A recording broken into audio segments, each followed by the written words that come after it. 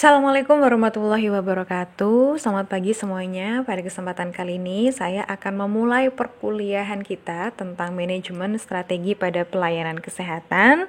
Materi pertama kita yaitu tentang manajemen strategi. Apa sih itu manajemen strategi? Baik, langsung kita mulai untuk pengertian dari manajemen strategi ya. Seperti yang kita ketahui, manajemen strategi itu terdiri dari dua kata, yaitu manajemen dan strategi.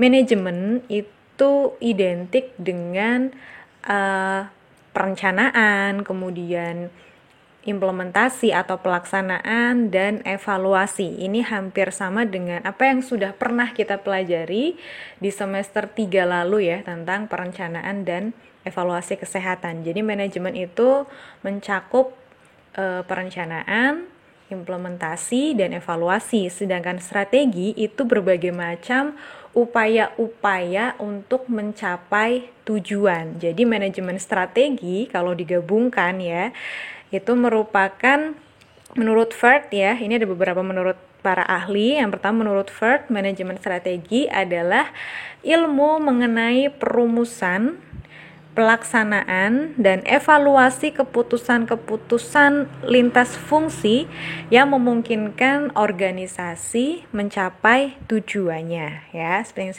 saya sudah sampaikan tadi, manajemen strategi itu adalah upaya untuk merumuskan, melaksanakan, mengevaluasi keputusan-keputusan untuk mencapai tujuan.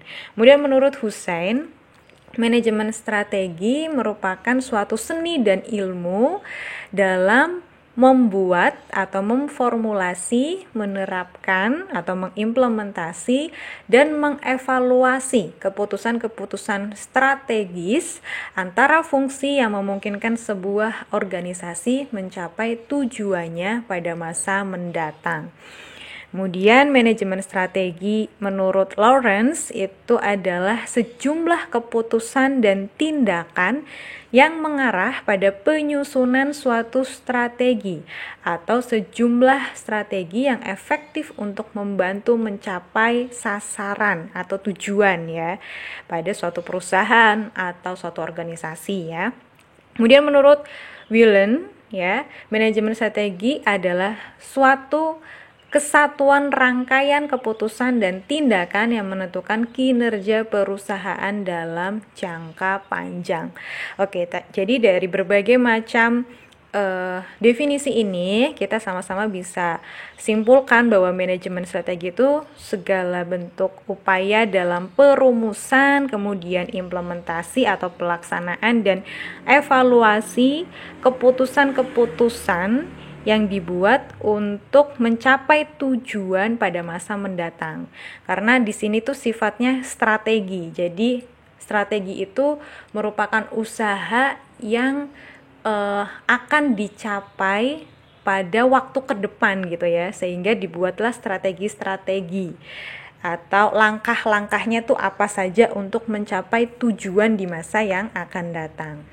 Nah, ini ada ruang lingkup dari manajemen strategi. Yang pertama, manajemen strategi diwujudkan dalam bentuk perencanaan berskala besar, mencakup seluruh komponen di lingkungan sebuah organisasi yang dituangkan dalam bentuk rencana strategis atau Renstra yang dijabarkan menjadi perencanaan operasional yang kemudian dijabarkan pula dalam bentuk program kerja dan proyek tahunan. Ini juga pernah kita pelajari ya pada materi sebelumnya atau pada perkuliahan sebelumnya terkait perencanaan dan evaluasi kesehatan. Jadi dalam merumuskan sebuah tujuan kita memang harus membuat sebuah perencanaan. Nah, seringkali misalkan Anda, contoh paling sederhana lah ketika Anda bergabung dalam suatu organisasi HIMA, katakanlah ya, himpunan mahasiswa. Itu untuk membuat suatu program kerja itu tidak hanya sekonyong-konyong langsung jadi program kerjanya apa, tapi harus ada renstranya atau rencana strategis. Misalkan dalam proyeksi 5 tahun ke depan, apa yang ingin dicapai oleh Hima gitu ya. Itu rencana strategis jangka panjang. Kemudian jangka menengah, dalam 1 tahun ke depan, apa yang akan dilaksanakan oleh Hima, program-program apa yang akan dilakukan selama 1 tahun ke depan.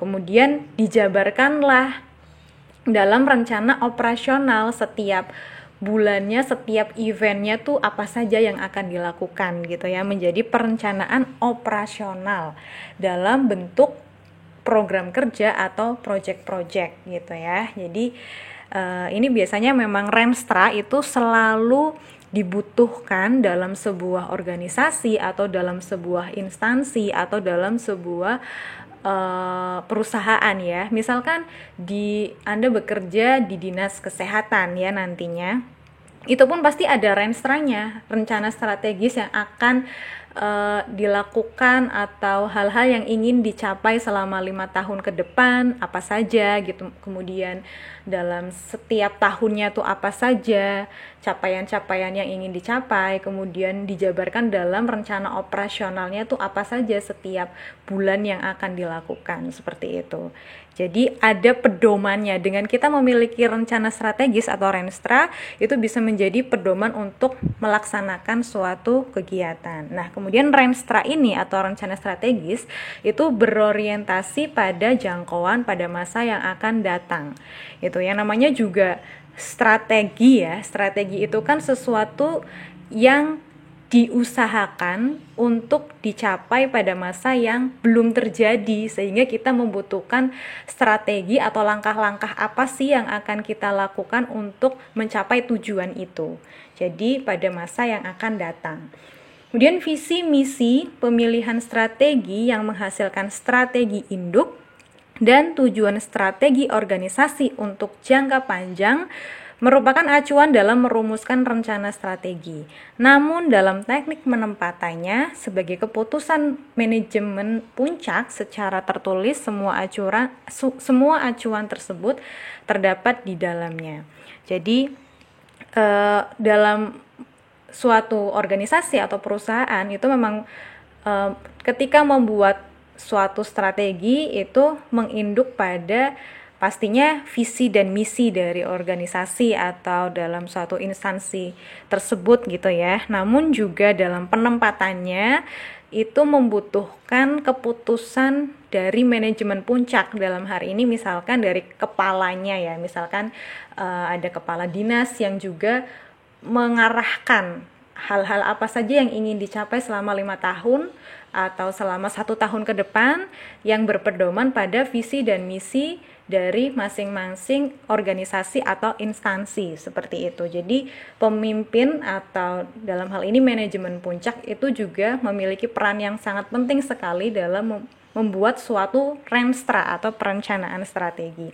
Nah, Renstra ini dijabarkan menjadi rencana operasional yang antara lain berisi program-program operasional termasuk proyek-proyek dengan sasaran jangka sedang masing-masing juga sebagai keputusan manajemen puncak. Seperti yang tadi sudah saya sampaikan, setelah membuat rencana strategi jangka panjang, bisa dibuat rencana operasional jangka menengah ya. Yang pasti dalam membuat perencanaan jangka menengah ini juga disertakan keputusan atau arahan dari kepala atau manajemen puncak gitu ya. Kepala dinas atau misalkan ketua Hima itu juga memiliki wewenang untuk mengarahkan SDM-nya dalam mencapai tujuan atau mencapai capaian-capaian yang ingin dicapai gitu ya. Kemudian penetapan Renstra dan rencana operasional harus melibatkan manajemen puncak karena sifatnya sangat mendasar atau prinsipil dalam pelaksanaan seluruh misi organisasi untuk mewujudkan, mempertahankan, dan mengembangkan eksistensi jangka sedang termasuk jangka panjangnya. Jadi setiap penetapan Renstra maupun rencana operasional tuh harus melibatkan manajemen puncak atau harus melibatkan pemimpin suatu lembaga, organisasi atau instansi. Ya, kemudian pengimplementasian strategi dalam program-program termasuk proyek-proyek untuk mencapai sasarannya masing-masing dilakukan melalui fungsi-fungsi manajemen lainnya yang mencakup pengorganisasian, pelaksanaan, penganggaran dan kontrol. Jadi ketika sudah mengimplementasikan atau menjalankan atau melaksanakan sebuah strategi, ini sudah bisa dilakukan pada masing-masing bidangnya ya. Misalkan yang menangani bidang misalkan dalam dinas kesehatan ya, yang menangani bidang penyakit sendiri gitu ya, penyakit menular sendiri, kemudian ada penyakit tidak menular sendiri, yang menangani ibu dan anak sendiri, seperti itu. Jadi sudah diserahkan kepada masing-masing bidang, tetapi disesuaikan juga dengan visi atau misi dari organisasi itu ya, dan harus ada sistem kontrol juga dari atasan dalam proses implementasi. Kemudian ini ada dimensi dari manajemen strategi. Jadi dalam manajemen strategi itu mencakup apa saja? Yang pertama adalah ada dimensi waktu dan orientasi masa depan. Jadi ketika membuat suatu perencanaan strategi itu pasti waktunya adalah untuk masa yang akan datang gitu ya. Karena perencanaan itu kan memang tujuannya untuk membuat suatu hal-hal yang ingin dicapai atau rencana yang ingin dicapai pada masa yang akan datang, atau orientasi waktunya berarti pada masa depan. Kemudian dimensi internal dan eksternal. Nah, internal itu berarti meliputi apa saja, seperti ada SDM, memanfaatkan SDM yang ada dalam suatu organisasi ya, melibatkan SDM, kemudian melibatkan misalkan bagaimana keuangannya ya kan, terus bagaimana sarana prasarananya, metode yang digunakan, itu berarti dimensi internal. Sedangkan eksternal berarti ada kaitannya dengan peraturan-peraturan yang berlaku gitu ya, kemudian pihak-pihak atau mitra yang terkait untuk melaksanakan sebuah strategi atau proyek-proyek yang akan dilaksanakan. Kemudian dimensi pendayagunaan sumber-sumber, ini berarti diberdayakan semua sumber daya yang dimiliki, baik itu sumber daya manusia maupun sumber daya keuangannya, kemudian sarana prasarananya itu digunakan ya, atau diberdayakan seoptimal mungkin. Kemudian dimensi keikutsertaan manajemen puncak. Jadi dalam setiap strategi yang akan dilakukan, kemudian pelaksanaannya pun juga melibatkan mengikut sertakan manajemen puncak untuk memberikan arahan atau memberikan kontrol juga ya, memberikan pengawasan terkait proyek-proyek yang sudah dilaksanakan. Kemudian dimensi multibidang. Jadi setiap proyek itu bisa dilaksanakan oleh masing-masing bidang ya. Misalkan di bidang misalkan di Hima ada bidang penelitian dan pengembangan sendiri gitu ya, kemudian ada bidang-bidang yang lain juga gitu ya. Begitupun di instansi kesehatan ada bidangnya masing-masing untuk menangani setiap proyek.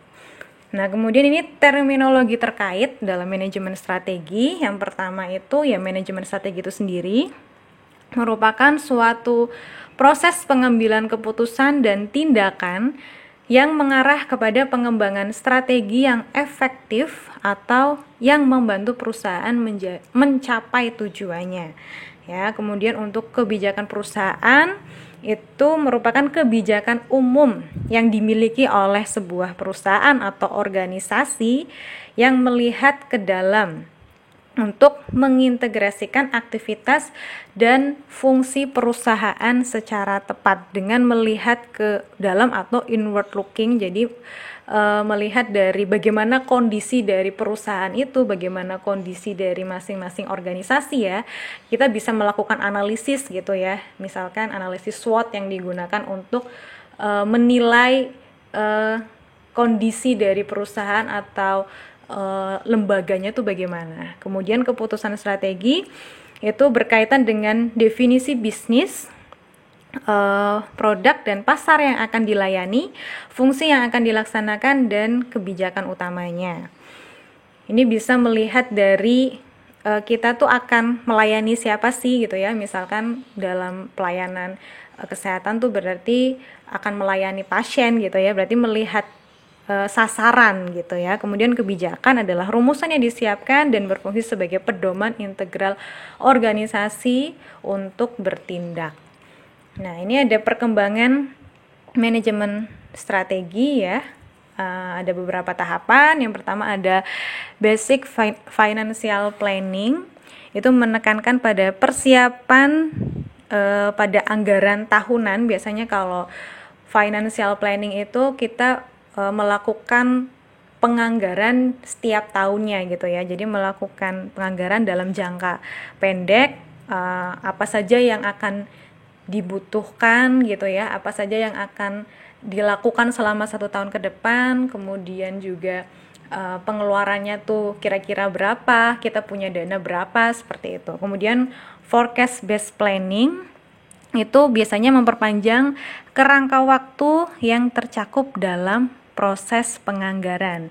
Ini tuh sudah menyadari tentang pengaruh lingkungan eksternal terhadap organisasi ya, memiliki alokasi SDM yang lebih efektif. Jadi kalau forecast based planning ini anggarannya tuh sudah bukan lagi jangka pendek. Kalau financial based planning itu biasanya tahunan, jangka pendek. Kalau forecast itu lebih diperpanjang lagi ya, pastinya karena sudah memperhatikan hal-hal yang lain, karena sudah memperhatikan lingkungan eksternal yang berpengaruh pada organisasi. Misalkan kita juga dalam melakukan suatu penganggaran itu kan ada pengaruh dari kondisi pasar, bagaimana ya, kondisi pasiennya bagaimana, kemudian dari pihak-pihak mitra yang bekerja sama, kemudian juga dari pihak-pihak birokrasi, peraturannya, membuat peraturan bagaimana gitu ya. Kemudian externally oriented itu memahami fenomena pasar ya, mencari cara untuk memuaskan pelanggan. Jadi externally oriented itu kita berorientasi pada kondisi pasar atau berorientasi pada kondisi dalam hal ini pelayan kesehatan adalah pasien. Kita mencari tahu apa saja yang dibutuhkan, apa saja yang diinginkan ya, seperti pada perkuliahan di materi yang lain, perilaku konsumen, kita melihat apa sih yang dibutuhkan, apa sih yang diinginkan oleh konsumen ya, seperti itu. Kemudian perencanaan strategis ya, membuat suatu perencanaan untuk masa yang akan datang gitu ya.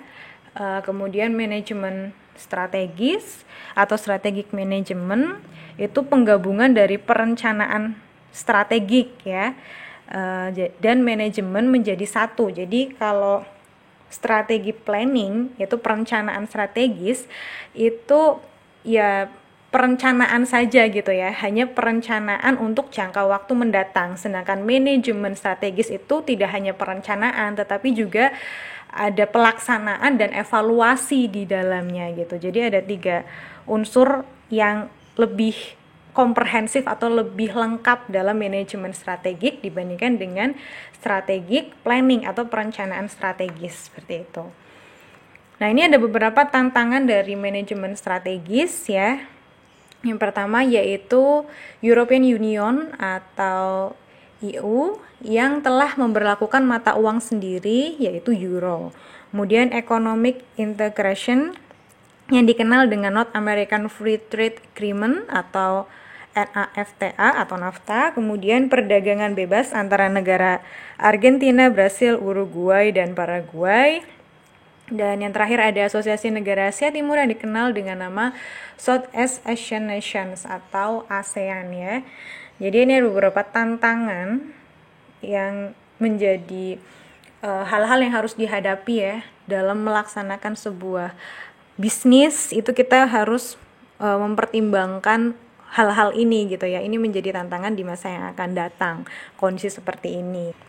Kemudian adapun tahapan dalam manajemen strategis yaitu yang pertama ada perumusan strategis, meliputi kegiatan untuk mengembangkan visi dan misi organisasi, mengidentifikasi peluang dan ancaman eksternal organisasi, menentukan kekuatan dan kelemahan internal organisasi. Ini berarti menggunakan analisis SWOT ya. Jadi menentukan kekuatannya apa, kemudian kelemahannya apa, ancamannya apa, kendalanya apa ya. Kemudian menentukan tujuan jangka panjang organisasi, membuat sejumlah strategi alternatif untuk organisasi, serta memilih strategi tertentu untuk digunakan. Jadi dalam merumuskan strategi, penting sekali kita untuk melihat dulu visi misi dari organisasi itu apa. Kemudian kita membuat analisis pada kondisi masing-masing organisasi atau masing-masing instansi ya. Jadi menggunakan analisis SWOT dengan menentukan bagaimana kekuatan kita, kelemahannya apa, peluangnya apa, ancamannya apa. Kemudian baru setelah sudah menganalisis kondisi dari organisasi itu atau perusahaan itu kita menentukan tujuan jangka panjang yang akan dilakukan dan membuat sejumlah strategi atau upaya-upaya yang akan dilakukan ya. Kemudian dalam tahapan berikutnya setelah dirumuskan itu dilaksanakan, strateginya dilaksanakan.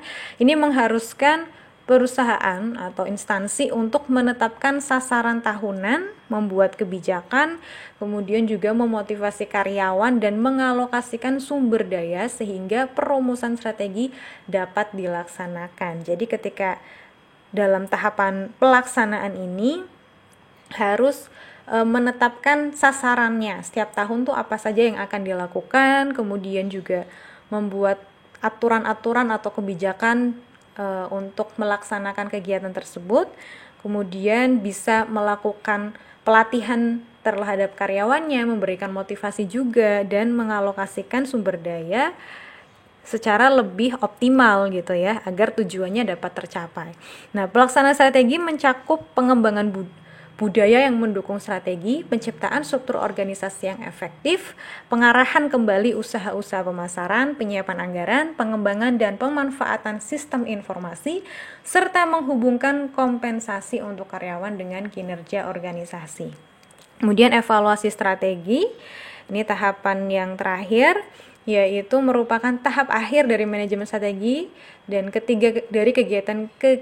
dari tiga kegiatan pokok dalam evaluasi strategik adalah mengkaji ulang faktor-faktor eksternal dan internal yang menjadi landasan perumusan strategi yang diterapkan sekarang. Jadi mengkaji ulang hal-hal apa sih yang menjadi dasar dalam membuat strategi. Misalkan di analisis SWOT tadi tuh itu menjadi pedoman ya dalam membuat suatu strategi, itu dikaji lagi, dievaluasi lagi. Kemudian mengukur kinerja yang sudah dilakukan ya, melakukan tindakan-tindakan koreksi atau mengkoreksi apa yang masih kurang, apa yang perlu ditingkatkan gitu ya. Kemudian evaluasi strategi perlu dilakukan karena keberhasilan saat ini bukan merupakan jaminan untuk keberhasilan di hari esok. Ya, itu merupakan penjelasan terkait pengantar dari manajemen strategi. Kurang dan lebihnya mohon maaf. Terima kasih atas perhatiannya. Wassalamualaikum warahmatullahi wabarakatuh.